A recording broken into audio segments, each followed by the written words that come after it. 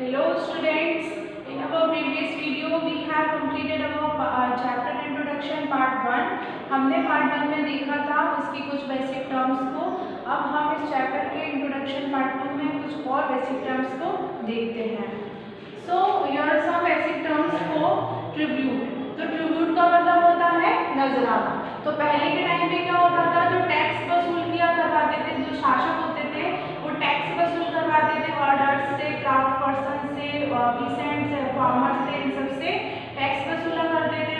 उसके अलावा भी क्या होता था, ट्रिब्यूट लिया करते थे कुछ और लोगों से भी अलग तरह से जो है अमाउंट वसूला करते थे, जिसको नजराना कहते थे। फर्क इतना होता था कि वो लोग अपनी खुशी से देते थे, नजराने के तौर पर एक अमाउंट, एक राशि देते थे वो।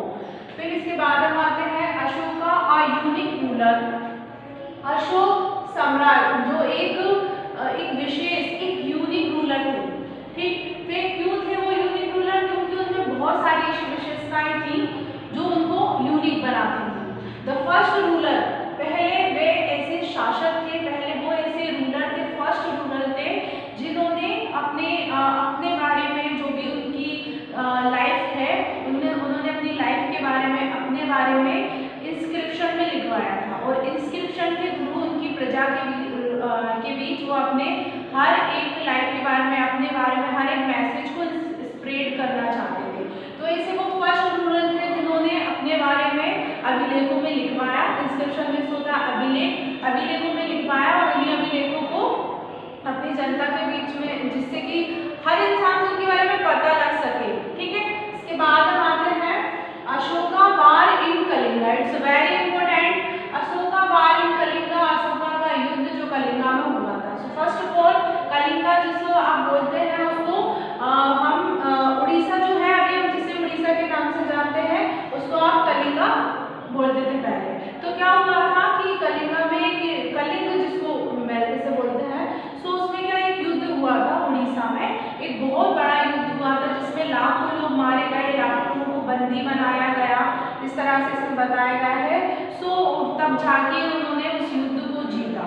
ठीक है, तो वो ये युद्ध था। अब हम बात करते हैं Ashoka inscription describing the Kalinga war. So देखिए अशोक जो थे सम्राट, रूलर अशोक जो थे, उन्होंने क्या करा, अपनी लाइफ के बारे में, अपने बारे में हर चीज इंस्क्रिप्शन में लिखवाई हुई थी। ठीक है, उन्हें और अभिलेख जिन्हें कहते हैं, उनके माध्यम से वो अपनी हर एक बात को, हर एक जो मैसेज होता है वो जनता के बीच में स्प्रेड किया उन्होंने।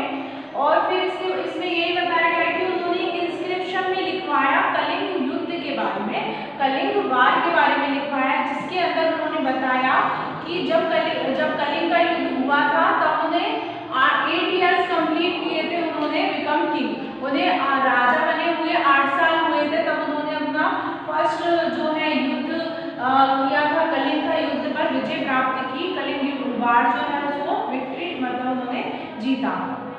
फिर और उस युद्ध में क्या हुआ, 1.5 लाख लोगों को तो बंदी बनाया उन्होंने और 1 लाख लोग जो थे वो मारे गए। सो इतने ज्यादा लोग मरे, इतने ज्यादा लोगों को बंदी बनाया। तो उस टाइम पर क्या हुआ, जो राजा थे, जो हमारे अशोक सम्राट थे, उन्होंने ये सारी चीजों में देखा और वो बहुत ज्यादा इमोशनल हो गए उस टाइम पर, क्योंकि कई ब्राह्मण भी मारे गए, कई क्षत्रिय भी मारे गए और उन्हें ये रियलाइज हुआ कि ये जो लोग मारे गए हैं ये किसी के भाई बहन थे, किसी के माँ बाप थे और मतलब इनके भी परिवार थे।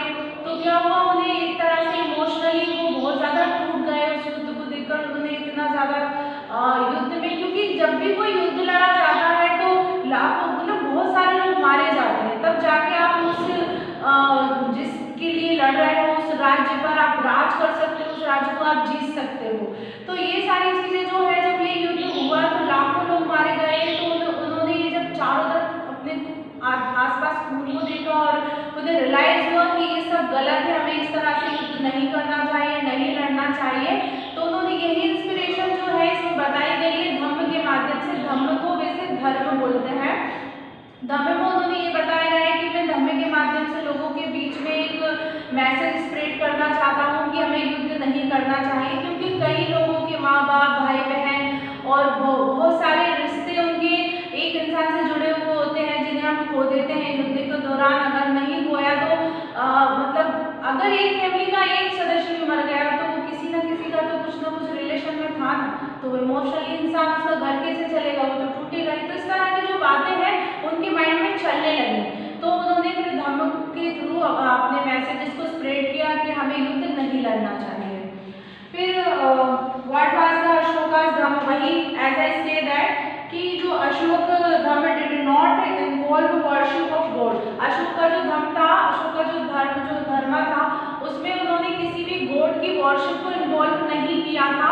वैसे वो गौतम बुद्ध के विचारों से काफ़ी ज़्यादा इंस्पायर्ड थे, उसको फॉलो करते थे और उनका ये मानना था कि जो धर्म जो है उसे उन्होंने इस फॉर्म में स्प्रेड करना चाहा जिस तरह से एक बच्चे का जो पिता होता है, एक बच्चे का पिता होता है, एक बच्चे का पिता उसको अच्छी शिक्षा देता है कि हमें इस तरह के काम नहीं करने चाहिए, इसके जो रिजल्ट है वो काफ़ी ज़्यादा हार्मफुल हो सकते हैं, तो इस तरह के उन्हें काम नहीं करना चाहिए। जिस तरह से एक फादर अपने बेटे को अच्छी शिक्षा देता है, उसी फॉर्मेशन में इन्होंने अपनी प्रजा को के बीच में धर्म के माध्यम से, धर्म के थ्रू इन्होंने यही मैसेज स्प्रेड किया कि हमें लड़ाई झगड़े नहीं करना चाहिए और हमें युद्ध को नहीं लड़ना चाहिए, इसमें काफ़ी लोग मारे जाते हैं।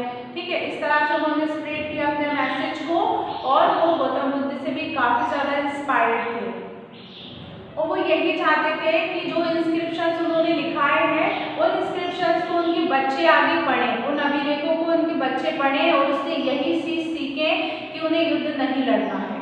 ठीक है, और युद्ध नहीं लड़ना, शांति से हर एक चीज़ को हैंडल करना है। So students, I hope you understood this chapter, है ना। मुझे आशा है कि आपको ये चैप्टर अच्छे से समझ आ गया होगा।